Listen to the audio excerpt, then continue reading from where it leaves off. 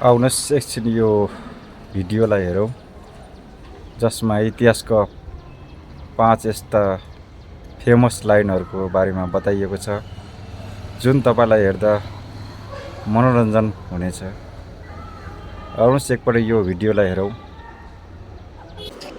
इस दुनिया में शेर तो बहुत हैं, लेकिन उनमें से बस कुछ ही हैं जिसे पूरी दुनिया जानती है। और आज हम आपके सामने 5 ऐसे ही शेरों की कहानी लेकर आए हैं जिनके बारे में जानकर आप कुदरत के इन शानदार जानवरों के कायल हो जाएंगे। तो हमारे इस लिस्ट का 5वां नाम है मखोलू। किंग ऑफ किंग्स के नाम से जाना जाने वाला मखोलू कोई ऐसे वैसे लायंस का नहीं, बल्कि दुनिया के सबसे क्रूर लायंस मफोगुस का लीडर था। इसका जन्म साल 1998 में साविसेंड में हुआ था, लेकिन इसके पेरेंट्स के बारे में कोई भी अच्छे से नहीं जानता है। वैसे मफोगुस को 1 दशक तक लीड करने वाला मखोलू उनका सगा भाई नहीं था।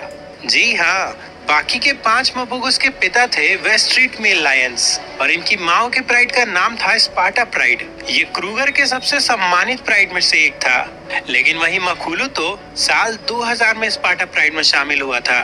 दरअसल ये बात तब की है जब स्पार्टा प्राइड ने अपने एक 21 महीने के बच्चे को खो दिया था।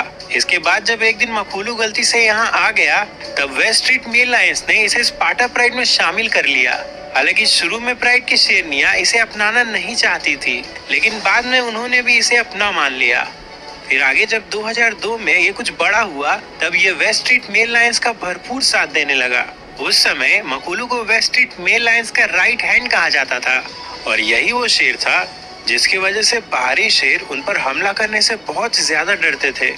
लेकिन साल 2004 तक अपने बाकी के भाइयों की वजह से इसे भी अपने परिवार को छोड़कर जाना पड़ा और इसी के बाद मखोलू ने अपने 5 भाइयों के साथ मिलकर मफोगुस जैसे शानदार लायन कोएलिशन की शुरुआत की।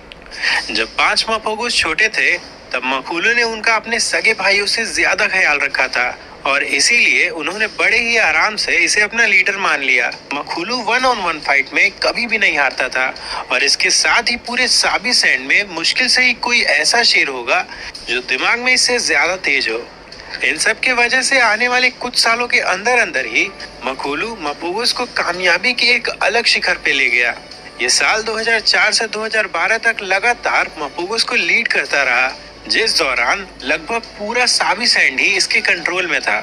मखोलू के राज में मफोगुस कितने ज्यादा ताकतवर हो गए थे, इसे आप इसी बात से समझ सकते हैं कि उस दौरान मफोगुस ने 100 से भी ज्यादा शेरों को मार दिया था, जो आज तक किसी भी दूसरे लायन कोएलिशन के द्वारा नहीं किया गया था।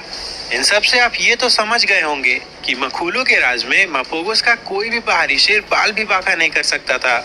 लेकिन तब कुछ भी नहीं हो सकता था जब मफोगुस के अंदर से ही मखोलू के लिए विद्रोह शुरू हो जाए। जी हाँ, इसे चुनौती दी इसके ही भाई मिस्टर टी ने। हालांकि मिस्टर टी इसे हरा तो नहीं पाया, लेकिन इसके बावजूद भी मखोलू ने मफोगुस के किंगडम को 2 टुकड़ों में बांट दिया, जिसमें से एक टुकड़ा इसने मिस्टर टी और इसके खास भाई किंग के टेल को दे दिया। पर आगे ये लड़ाई मफोगुस के लिए जानलेवा साबित हुई, क्योंकि इनके टूट जाने की वजह से अब दूसरे शेर इनकी सत्ता को चुनौती देने के लिए तैयार थे। और फिर एक दिन मिस्टर टी और किंग के टेल के इलाके में 5 खूंखार मजिंगलानी शेर आदम के इन्होंने किंग के टेल को बहुत ही बेरहमी से मार दिया और मिस्टर टी को अपनी जान बचाने के लिए मखोलू के पास वापस लौटना पड़ा। इससे हुआ ये कि मफोगुस ने अपने एक बहुत बड़े इलाके को खो दिया। अगले कुछ सालों के बाद 2 और मफोगुस की मौत हो गई, जिसके बाद बस 3 ही मफोगुस जिंदा बच गए, मखोलू, मिस्टर टी और प्रिटी बॉय। अब इसी बीच इनके इलाके में 4 सिलाटीज घुस आए। यहाँ आने के बाद उन्होंने सबसे पहले मिस्टर टी को देखा और उसे अकेला देखकर उस पर हमला भी कर दिया। अकेला होने के बावजूद भी मिस्टर टी ने इन घुसपैठियों से लड़ाई की, लेकिन आखिर में इसमें इसकी जान चली गई। अगर मखोलू इस वक्त थोड़ा जवान होता तो वो अपने भाई का बदला जरूर लेता, लेकिन बुढ़ापे ने इसे ऐसा करने नहीं दिया। इसके बाद मखोलू अपने भाई प्रिटी बॉय को लेकर अंडरग्राउंड हो गया और फिर साल 2013 में मखोलू को आखिरी बार देखा गया। इस वक्त तक इसके सभी भाई, जिनको इसने बचपन में खिलाया था, वो जा चुके थे। इसकी मेहनत से कमाई हुई भूमि इससे छिन चुकी थी और इसका खुद का शरीर भी इसका साथ नहीं दे रहा था। लेकिन इसके बाद भी इसकी आंखों में एक सुकून था, सुकून अपने भाइयों के साथ रह पाने का, सुकून कुछ ऐसा करने का जिससे इसे हमेशा याद किया जाएगा और सुकून अपने जीवन को जी भर के जीने का। हमारे इस लिस्ट का चौथा नाम है लेजेंडरी लायन किंग नॉच का, मसाई मारा, जिसने हमेशा ही शेरों की असाधारण कहानियों से हम सभी का ध्यान अपनी तरफ आकर्षित किया है। इसी मसाई मारा के अतीत में एक समय ऐसा भी था जब यहाँ राज था नॉच और उसके 5 दमदार बेटों का। इसे ही हम नॉच लायन कोएलिशन के नाम से जानते हैं। नॉच, या जिसे काली के नाम से भी जाना जाता है, उसका जन्म साल 1999 में हुआ था। अगले कई सालों तक ये खुद को ताकतवर बनाता रहा और फिर साल 2004 में इसने एक लायन लाइटमैन के साथ मिलकर एक गठबंधन बना लिया। इसके बाद होना क्या था, जोश से भरा हुआ नॉच पूरे मार्स के सबसे प्रसिद्ध लायन प्राइड यानी मार्स प्राइड पे अपना आधिपत्य स्थापित करने चला गया और आखिर में इसने वहां के 2 मिल लायंस को हराकर ऐसा किया भी। यहाँ पर आगे कुछ समय तक तो सब कुछ बढ़िया चला, लेकिन फिर साल 2005 के एक मनहूस दिन कुछ दुश्मन शेरों ने मिलकर इसके साथी लाइटमैन को जान से मार दिया।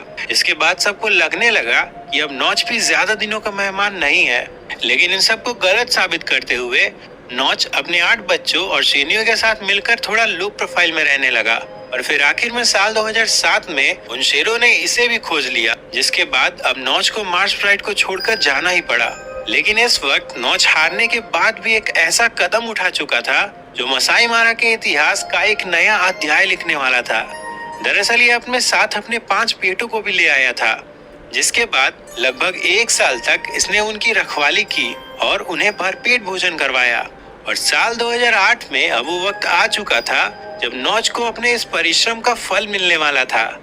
नॉच के सभी बेटे बहुत ज्यादा ताकतवर थे। इनकी ताकत का अंदाजा आप इस बात से लगा सकते हैं कि ये अक्सर ही हिप्पो जैसे जानवर का शिकार किया करते थे। और अब जब नॉच के सभी बेटे इतने बड़े हो गए, तब नॉच ने पूरे मसाई मारा पे राज करने का मन बना लिया, जिसके बाद अगले कुछ ही महीनों के अंदर अंदर इन्होंने कई शेरों से लड़ाइयां लड़ी और उन्हें धूल चटाकर उनके टेरिटरी अपने कंट्रोल में ले ली। और फिर देखते ही देखते ये पूरे मसाई मारा का बेताज बादशाह बन गया। धीरे धीरे वक्त बीतने लगा और इनका राज्य 1000 स्क्वायर किलोमीटर से भी ज्यादा में फैल गया। इस वक्त नॉचेस को टक्कर देने वाला मसाई मारा तो क्या, इसके आसपास भी कोई नहीं था। फिर साल 2010 में नॉच का एक बेटा मारा गया, लेकिन इसके बावजूद भी नॉच के होते हुए कोई भी दूसरा शेर नॉचेस के इलाके में आने की हिम्मत भी नहीं करता था। दिन बीतने के साथ साथ नॉच बूढ़ा होता गया, लेकिन तब भी नॉचेस का बॉस यही बना रहा और इसके सभी बेटे इसकी इतनी ज्यादा रिस्पेक्ट करते थे कि उन्होंने कभी भी नॉच को तकलीफ होने ही नहीं दी। लेकिन फिर साल 2013 में नॉच बहुत ज्यादा बूढ़ा हो गया और इसी साल इसने इस दुनिया को अलविदा कह दिया। इसके मौत के बाद नॉचेस का डाउनफॉल शुरू हो गया और वो कभी भी पहले जितनी ताकत हासिल नहीं कर पाए। अब लिस्ट के तीसरे नंबर पे एक ऐसा लायन है जिसकी कहानी बहुत इमोशनल है। अफ्रीकन सवाना के बहुत अंदर एक समय ये शानदार शेर शान से घूमा करता था। बहुत लोग तो इसे अफ्रीकन विल्डरनेस के सिंबल के रूप में भी देखा करते थे। इसके कमाल के मेंस, गोल्डन आंखें और विशालकाय शरीर इसे सवाना का असली राजा बनाता था। इसके साथ ही सेसिल एक कमाल का शिकारी भी था जो कई बार अपने प्राइड के लिए शिकार पे भी जाता था। सेसिल की इस कहानी की शुरुआत होती है साल 2002 से, जब जिम्बाब्वे के हुएंगवा नेशनल पार्क में इसका जन्म हुआ। बचपन से ही इसमें कुछ तो ऐसा था जो इसे सबसे अलग बनाता था। फिर वक्त बीतने के साथ साथ ये बड़ा होता गया और साल 2008 तक इसे बहुत से लोग जानने भी लगे थे और इसी साल इसे अपना नाम भी मिला। वैसे सेसिल का एक भाई भी था जिसका नाम था लिएंडर। ये दोनों एक दूसरे के लिए अपनी जान भी दे सकते थे। इन्होंने साथ में ही शिकार करना भी सीखा और फिर साथ मिलकर ही हुएंगवा के एक ताकतवर लायन को हराकर अपना नया घर भी हासिल किया। सेसिल और लिएंडर दोनों ही अपने प्राइड की खूब मदद किया करते थे। कभी कभी ये प्राइड के लिए शिकार करते तो कभी कभी ये बच्चों का ध्यान भी रखते। एक तरह से देखा जाए तो ये अपने जीवन को सुकून से जी रहे थे। लेकिन वो कहते हैं ना कि खुशी हो या गम, कुछ भी हमेशा के लिए नहीं रहता है। और आगे सेसिल के साथ भी कुछ ऐसा ही होने वाला था जो उसकी जिंदगी को हमेशा के लिए बदल देने वाला था। दरअसल एक दिन सेसिल के इलाके में 4 घुसपैठिए शेर आ धमके। इनका लीडर जेरिको नाम का एक दमदार शेर था और यहाँ आते ही उन्होंने सेसिल और लिएंडर की सत्ता को चुनौती दे डाली। यहाँ पर नंबर में कम होने के बावजूद भी सेसिल और लिएंडर ने हार नहीं मानी, बल्कि ये उन शेरों का डट के सामना करने लगे। कुछ ही देर में सेसिल ने बड़े ही आराम से 2 घुसपैठिए शेरों को सबक सिखा दिया और इसके बाद ये भागकर अपने भाई लिएंडर की मदद करने गया। लेकिन वहाँ पहुँचने के बाद सेसिल ने अपनी आंखों के सामने जो नजारा देखा उसने इसे अंदर से झकझोर के रख दिया। इसका भाई लिएंडर दुश्मन के हमले में मारा जा चुका था। इस बात से सेसिल एकदम टूट गया और ये अपने किंगडम को छोड़कर यहाँ से दूर चला गया। इसके बाद जेरिको और उसके 2 बचे साथियों ने सेसिल के प्राइड पे कब्जा कर लिया और इसके सभी बच्चों को भी मार दिया। लेकिन आगे जेरिको भी ज्यादा दिनों तक यहाँ राज नहीं कर पाया, क्योंकि एक दिन कुछ शिकारियों ने इसके 2 साथियों को मार दिया, जिससे जेरिको को भी इस प्राइड को छोड़कर भागना पड़ा। इस घटना के बाद से पूरे हुएंगवे में मातम वाला सन्नाटा छा गया और अब सबको लगने लगा कि हो ना हो सेसिल की मौत हो चुकी है। लेकिन फिर एक दिन घनी झाड़ियों के बीच से एक काले आयालों वाला शानदार शेर निकल कर आया और हुएंगवा की भूमि पे शान से घूमने लगा। ये और कोई नहीं बल्कि सेसिल ही था। और इससे भी चौंकाने वाली बात तो ये थी कि इस वक्त ये अपने ही दुश्मन जेरिको के साथ था। यहाँ पर हुआ ये था कि सेसिल और जेरिको ने अपनी सभी दुश्मनी को भुलाकर एक दूसरे से दोस्ती कर ली थी, जिसके बाद सेसिल वापस से अपने प्राइड पे राज करने लगा। अगले कुछ ही सालों के अंदर इनके प्राइड में बच्चों की गिनती 24 हो गई, जो पूरे हुएंगवा के लिए कमाल की बात थी। वैसे सेसिल की एक खास बात ये थी कि ये अपने परिवार की सुरक्षा करने के लिए हाथियों से भी भिड़ जाता था और कभी कभी तो सेसिल और जेरिको मिलकर हाथियों का शिकार भी किया करते थे। इस वक्त तक सेसिल की जिंदगी बहुत अच्छी हो गई थी।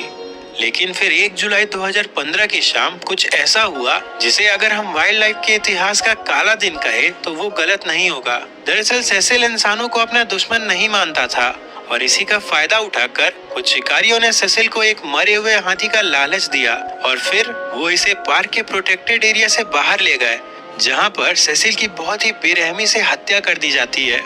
बाद में जब सबको सेसिल के मौत की खबर मिली तो दुनिया भर के लाखों वाइल्ड लाइफ लवर्स का गुस्सा 7वें आसमान पे पहुंच गया। लोग इस बात से बहुत गुस्सा थे कि भला किसी शिकारी को यह हक किसने दिया कि वो अपने शौक के लिए किसी मासूम जानवर की हत्या करे। और आखिर में सबकी भरपूर कोशिशों की वजह से सेसिल का ये बलिदान व्यर्थ नहीं गया, बल्कि इसके मौत के बाद हमारे भारत समेत दुनिया भर के कई देशों ने शेरों को इंडेंजर्ड घोषित कर दिया, जिससे कोई भी शिकारी इन शानदार जानवरों को छू भी ना सके। दोस्तों, ये वीडियो ज्यादा लंबी ना हो जाए, इसीलिए बाकी के 2 शेरों की कहानी हम देखेंगे अगले पार्ट में। अगर आपको ऐसे ही और कमाल के शेरों की कहानी देखनी है तो इस प्लेलिस्ट पे क्लिक करिए।